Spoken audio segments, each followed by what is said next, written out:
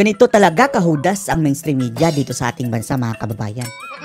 Oh, malamang ngayon nakita nyo na sa mga balita, mainstream media, sa mga pahayagan mga kababayan, periodiko, at maging sa mga dyaryo na sinabi nila, look! Oh, Digong daw Duterte tinanggihan daw ng Australia.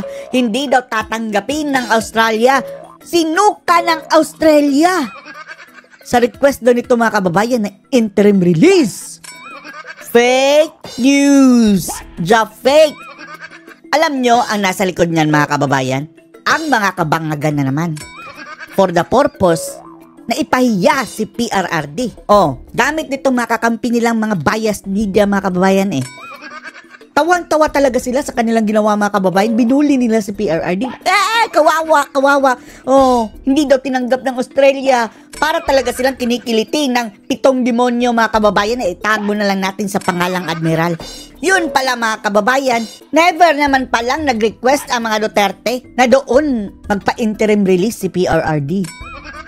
Yung pagpunta ni VP Sara doon ay wala pong kinalaman sa interim release mga kababayan. At bakit naman daw sila tatanggihan kung unang-una hindi naman sila nag-request? Buladas lang ng mainstream media na pinagalaw ng mga bangag mga kababayan ang ganyang balita for the purpose na ipahiya si PRRD at kanilang pagtawanan. Ganyan sila kahudas mga kababayan. Example na lang hindi lang bilyonaryo nagpalabas ito mga kababayan na lahat ng mainstream media. Tablado agad, wala pang pag-uusap. Pero wow, tablado agad, wala pang pag-uusap. Bugok ba tong mga ito mga kababayan? Paano nakarating sa Australia ang usapan na doon sa mga kababayan dokumento ni Kaufman, malinaw na doon mga kababayan na mayroon ng isang, hindi nga lang isa, 2 bansa daw yun mga kababayan na willing kupkupin si Tatay Digong. Tapos talagang nag-aksaya sila ng panahon na i-contact ang Australian government. O sino kaya yung kakampi nila doon sa Australia? Mga kababayan na nag-release ng mga statement na iyan. Hindi naman kayo ang ni-request ni PRRD na pupuntahan niya para sa interim release. Ayaw na ng Australia, ang pagkupkup kay FPRRD. Ayaw namin kupkupin. Yan talaga mga kababayan, ni-reject daw. Tinanggihan, inayawan, sinuka. Kiliting-kiliti ang mga bangag mga kababayan sa balita. Sa gitna yan ng hirit para sa interim release ng kanyang kampo sa ICC. Narito ang mga ulol ba to? Nakakalimutan ng medyang ito mga kababayan na kung ano mang country ang pupuntahan ni PRRD, pumayag na. Doon talaga sila mga kababayan sa Australia na hindi naman yun. Ang report ni Joash Malimban. Mga bugak. Tama nga si Sara, no? Mga ubub. Mga bobo sila, mga kulang-kulang sa brain cell. No agreement, no considerations. Tumanggi ang Australia na tanggapin si former President. Bakit nyo tinanong na hindi naman yan? Intriga lang, para may maintriga lang na kababayan. Tumanggi ang Australia. Rodrigo Duterte, sakaling pagbigyan ng ICC ang kanyang interim release. Aware daw ang Australian government na nag-apply si Duterte ng interim release request sa isang third unnamed country. And then, nag-apply ba sa inyo? Wala mga kababayan. At for your information, mayroon ng pumayag. Pero wala raw kahit anong napag-usapan patungkol dito at hindi ito kinukonsidera ng bansa. So bakit naging big deal ito sa mainstream media ngayon mga kababayan? Kung gayon, matatanda ang sinabi ni Vice President Sara Duterte sa isang interview sa Melbourne na isa ang Australia sa mga bansang target ng mga abogado ni FPRRD. Wow, target pa ng abogado? Hindi, options. Pero mayroon ng 2 pumayag. Pumayag na ha? Para maging host state sa kanyang pansamantalang paglaya. Noong linggo, sinabi rin ng bise na sinubukan niyang makipagpulong kay Australian Foreign Minister Penny Wong. Pero hindi rin mga kababayan, narinig natin si VP Sara. Hindi niya sinubukan makipagpulong. Nag-inform lang siya mga kababayan. Informal nga, hindi yung official talaga mga kababayan. In courtesy lang na nag-visit siya doon para sa mga OFW na nagbibigay support para kay PRRD. Etong media, no? Parang pinipilit nila mga kababayan, atat na atat si VP Sara na kausapin ito. No, courtesy lang. Pero hindi raw siya napagbigyan dahil sa prior commitments. Kita niyo ang kanilang pag-news mga kababayan? Ang sabi ni VP Inday ha, eto ang sabi niya ha. Nag-message siya mga kababayan sa social media na nga lang yun eh. Basta informal mga kababayan. Hindi official letter ng Vice President. Short notice pa mga kababayan ha. Na punta ako dito para sa OFW. Hindi niya, magkita tayo. No. Tapos dahil short notice mga kababayan. Ang reply nito, oh, I wish to see you but short notice daw kasi hindi na mapasok sa schedule. Ang sabi ni Sarah, okay lang. Ang purpose ko lang naman is courtesy na, nagpunta ako dito. Hindi siya a purpose mga kababayan talaga na kitain. I informed her informally. Informally. Message that I am here in Australia and I am here to do a rally today. So siya ba ang pinunta? Hindi. And that if she Grabe maka-twist itong mga bias media. is available for a very brief, quick chat, just to say hello because I met her in Just to the say hello lang, Philippines when she visited and just wanted to say a friendly hello. Nothing official. Nothing official. Ito ang, posible mga kababayan, mga kasangkapan na mga bangag para magkalat ng kasinungalingan. Liar ito big fat liar. Pauna na Big din ang sinabi ni kanyang, ICC Assistant to Counsel Attorney Cristina Conti na posible man pero malabong kupkupin ng Australia si Duterte. Wow! Bakit yan ang tatanungin mo? Siya ba ang dapat mamili mga kababayan para sa kung saan dadalhin si Tatay Digong? Sa dokumento kasing isinumite ng Office of the Prosecutor, nakasaad na tutol sila na dalhin si Duterte sa isang bansang malayo sa dahig Netherlands, lalo na 3 buwan na lang bago ang hearing on the confirmation of charges para sa kasong crimes against humanity. Yung isang punto lang na nakita ko ay parang malayo Malayo. None of your business. yung bansang in-offer ng defense. Hindi nga. Di ba? Hindi naman Australia. Ito din mga siguro papakalat mga kababayan na tinanggihan.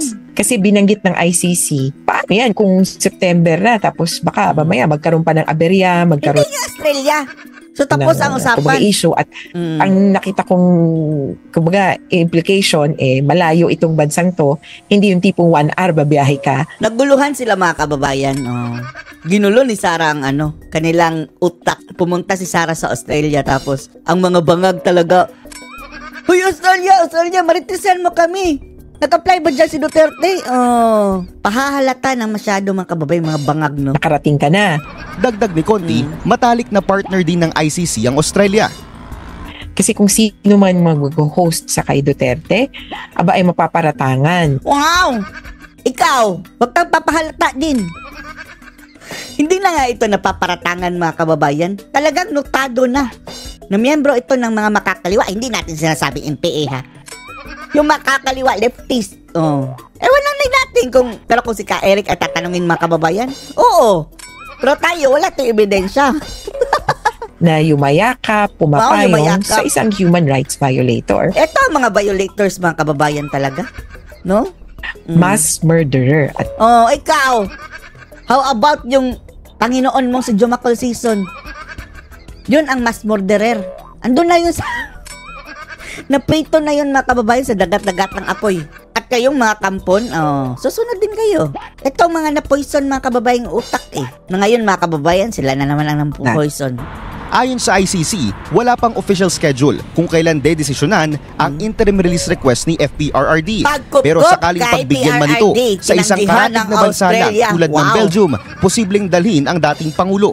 Mariing hinaharang ng prosecution at ng mga drug war victim ang pansamantalang paglaya Drug war victim / Addictus Benedictus Sindicatus yan ng dating Pangulo. Pero giit ng kanyang kampo, hindi ayan siya na naman si Mr. Wig. Mr. ba yun? Parang white chicks. Hindi niya papakialaman ang isinasagawang investigasyon at hindi siya gagawa pa ng krimen. Wow! As if naman gumagawa ng krimen si Tatay Digong ng bintang sa kanya. Para sa agenda, Joash Malimban, Fake news! Vilinorio News Channel. Fake news channel. Email by a certain Hasna of the Australia Ito sabi ni Sarah mga kababayan, pakinggan niyo. Department of Foreign Affairs and Trade. Yes, an email of a certain Hasna of Department of Foreign Relations and Trade. Yes, and first off, I'd like to clarify that the defense team of President Pakinig kayo ha, mga medyang mga ulul. Duterte never reached out to the Australian government to discuss about his interim release. Never. So paano tatanggihan kung never siyang nakipag-ugnayan? Mga bangag na naman ang nasa likod niyan mga kababayan. Ang purpose nila ipahiya si PRRD. Pagtawanan nila. Ganyan sila kasalbahe. There is no application of former President Duterte for interim release in No Australia. application. Oh. And the submission Kumagat sila mga kababayan sa patibong ni Sarah. of the lawyers of President Duterte, wherein there were two countries indicated in the document, Dalawa na pumayag na country, oh. be it redacted. I have to confirm that the two countries, none of which is Australia. Oh, ang sabi yan mga kababayan na yung listahan, yung mga kababayan, possible. Possible lang naman. Maraming possible eh. Pati na nga Korea. Oh, ang mga bangag andun. Ay, Australia. Anong latest? Oh, mga marites. So I do not know why there was an email from a certain Hasna about the interim release of President Duterte to Australia. This has been never been discussed with the Australian government. There was never an application with the Australian government. And there is no intent as well. Walang intensyon. To apply for interim release with the Australian government. Oh. Ano masasabi niyo dito mga kababayan? Booking na naman ang kanilang kasinungalingan. Kasabwat ang mga bayarang media para ipahiya si PRRD. Post your comments below.